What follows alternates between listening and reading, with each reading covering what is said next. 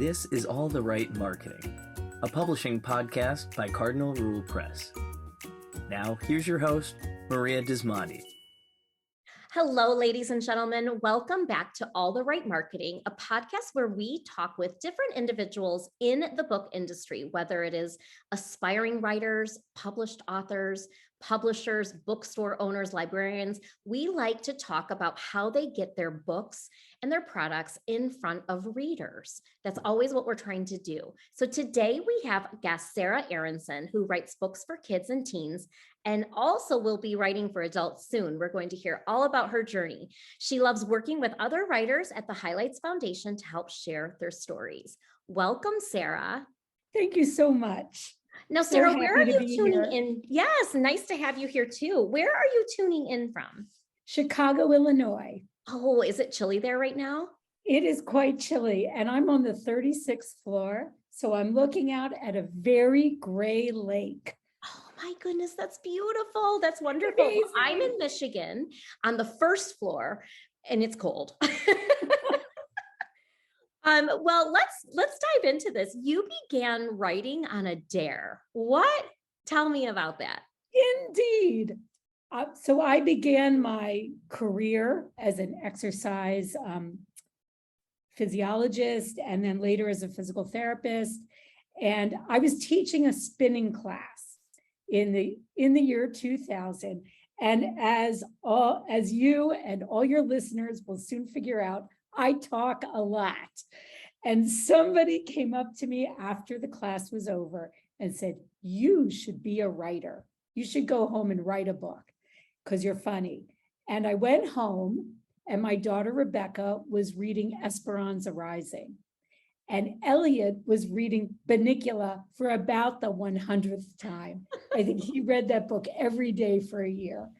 And I thought about the books that meant so much to me growing up, in particular, Harriet the Spy. And I decided, I think I want to write those books. I took the dare. I didn't think much about it. And I have been writing ever since. Oh my goodness. So this is kind of crazy. Just side note, I started teaching spinning in the year 2000. Yeah, isn't it crazy? So that was always my side gig for the last 21 years. And I no longer am doing it because of the pandemic. I just kind of moved on from it. But it was such a fun way to meet people. And so let's go back to that first book. How did you wanted to write a story? Did you join a group? How did you know what to do? Well, I have always been a person with a pretty good ego and a lot of confidence and Love it. chutzpah. And so I didn't really think much about it. I was so happy writing stories about our dog, about our kids, about the world, about being 13 and getting ready for a bat mitzvah. All kinds of stories were coming to me. I didn't know very much. I was very lucky to stumble upon an editor named Deborah Brody, who was helped found Roaring Brook Press. And she literally plucked me out of a listserv where I had introduced myself as an aspiring writer and said, "There's something about you. I'd like to see more of your writing." Wonderful. Was this the SCBWI listserv? It was not an SCBWI listserv. It was a Jewish writers listserv. Awesome. Wow. It was amazing. And Deborah, may she rest in peace, may her memory be a blessing, was so patient with me. She read 3 novels, none of which she liked, but she maintained that there was something about me that kept her coming back for more. And so she wrote my recommendation to Vermont College of Fine Arts so that I would learn something. Oh my goodness, that's beautiful. So you went to Vermont College of Fine Arts. So I went to Vermont in 2004. I graduated in 2006. And before I had graduated, she did buy my first novel, Head Case. Wow. And what year was that released? And that was released in 2007. Wonderful. Oh my goodness. And since then, what has been one of your favorite books that has come out? Let's go there. So kids always ask me this question, what's my favorite? And I am sort of the anti-favorite. I love them all. You love them all. Because my imagination and curiosity goes in all sorts of different directions. And so each book represents something that matters deeply to me, or that makes me mad, or that gets me really excited. Okay, does this get you really excited when I ask you if you're a new bubby? Are you a bubby? I am a bubby. You're a bubby, and the new book is called Brand New Bubby. And so this book, I wrote this book after my stepson announced that he and his wife were about to have a baby. Hi, Sylvie. And I was so excited to be a bubby. And I called one of my friends and she said, well, doesn't it feel a little bit weird because technically you won't be related? I was like, hello, technically family is made of love. And then my brain started swirling and Brand New Bubby got written somehow. That is awesome. And who's the publisher on that? Look in the beginning of the book, you can see that Jillian is indeed not totally psyched about Bubby because there have been a lot of changes in her family. Mm-hmm. And I really wanted to take the reader through Jillian's process of acceptance and love and realizing that 3 grandmas were going to be just great. Oh, I love that. And that's so realistic and that's so true for so many families today. So I can see how it certainly is. And my other favorite thing that I got to write about in this book is soup. I love making soup. I love eating soup. I think soup is like writing. You put a bunch of ingredients in a pot and something delicious comes out. Oh. That's just like writing. Every book I've ever written has been a journey of discovery and process and play that ends up being better than anything I envisioned in the beginking. Now, I think it's really impressive, and I will tell you, I was kind of fangirling reading your information, and I was like, I get to interview one of the highlights, writers, one of the instructors for highlights. So tell me, how did that come into play? And I've never attended a highlights workshop, but I've always admired what they do. Come feel the magic. I love teaching at highlights. In 2008, after I graduated from Vermont, Carolyn Coman, who founded the whole novel workshop at highlights, invited me to be a teaching assistant. And basically, they can't get rid of me. They can't get rid of you. Oh my goodness, that is beautiful. And and most of those workshops are in person, aren't they? Some of them are in person and some of them are online. I do both. Okay. Obviously, I love being there in person. They cook for you. You get a cabin or a private room. And really, they do everything to make writing and creativity possible. And all we do as faculty is bring the content. The directors, George Brown and Allison Green Myers, are really looking toward the future of children's literature and encouraging us to reach out to all kinds of authors and bringing in diverse authors for our faculty. We believe in no harm and no hate, and we definitely believe in inclusion, and that all kids should see themselves in stories and meet new people in stories as well. I love that. That is right where Cardinal Rule Press, our publishing company, that's what we support. And it's even sweeter having you on here today.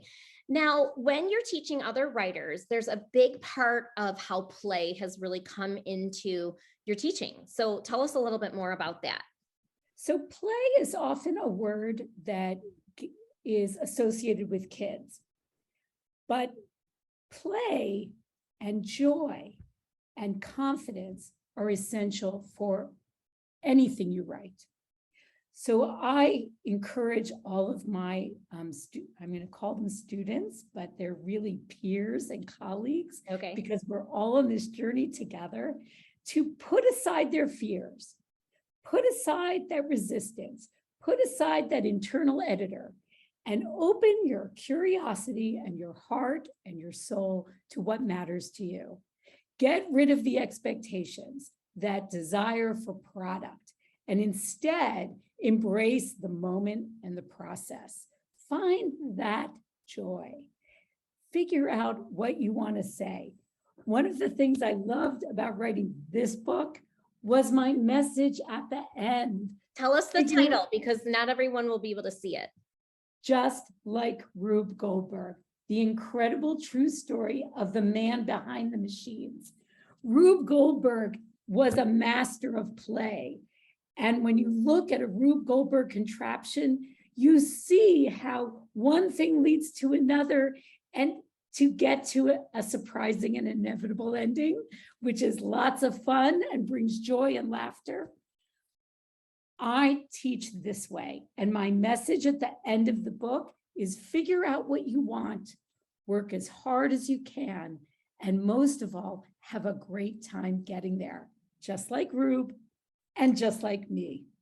When we are embracing that enthusiasm, that gusto, when we are just reaching further than we ever thought possible, when we stop being afraid of failure, in fact, when we become afraid of not failing, then we will find deeper stories and deeper characters. Oh my goodness, this is beautiful. This is really beautiful. So you have so much that you've done in your over a decade of writing. What's next? Do you have a project you're working on that you can tell us about? So I'm very excited about my next picture book coming out with Astra Publishing, a picture book biography of one of my childhood heroes, Bella Abzug.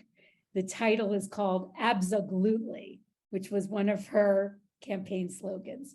Bella was a congresswoman in New York City in the 70s. She was loud, she was uncompromising, she was passionate. She cared about so many of the things and issues that we are still fighting for today. And I'm so honored to be bringing her story to young readers.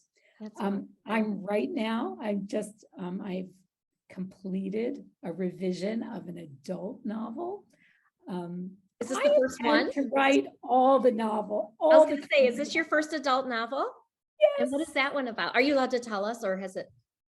I'm going to tell you, and I hope everyone will get excited about it. It's a Jewish Miss Marple. And so it's about a woman over 70, a widow, former etiquette journalist, who decides to investigate a murder of the most loathed woman in the senior community. That sounds amazing. Oh my goodness. And I have a friend who's an etiquette instructor, and I have to tell her about this book. I love advice columns. I'm obsessed with them. So it was really fun to bring Mrs. Rosenberg and her friends, and to not just think about murder and mystery, which I love reading about, but also women in their 70s looking back on their lives and then thinking about, what do we do next? How are we still visible? So in some ways, it's a coming of age story at 75. Really is. I'm thinking about my mother and my mother-in-law for sure. And I think the best part that I've gotten out of this interview is when you were talking about the picture book that you're working on that's going to be coming out soon, and you're talking about the passion and the joy and the dedication that the main character has for her work. I feel that in you just through this interview. Yeah, I don't know how people write books about things that they don't care passionately about. I think that raising those stakes for ourselves as writers can make writing more and more difficult. That's where the gusto comes in, and then getting rid of expectations and just greeting your characters and your ideas on the page and saying, let's do this. Oh my goodness. Sarah, thank you so much for being with us today. This has been a memorable experience and interview. We look forward to seeing all of your success and everything that you do in the future. We will make sure that everyone listening on this episode number 75 knows where to find Sarah. We will put all of the links to the books that she mentioned, her website, her Twitter and Instagram and Facebook in our show notes. Thank you for being with us today. Thank you so much. It was a pleasure. If this episode resonated with you, let's take it a step further. Head over to cardinalrulepress.com and check out our blog. It is filled with resources for anyone who loves books, whether you are a publisher, a librarian, a bookseller, or an author. We help you to figure out ways to get visibility around those books. Thanks for listening to All the Right Marketing with Maria Dismondy. If there is a topic you would like us to explore and cover, please email podcast@cardinalrulepress.com. Head over to our website, cardinalrulepress.com, to sign up for our monthly newsletter where you can learn more tips on getting books visible into the market.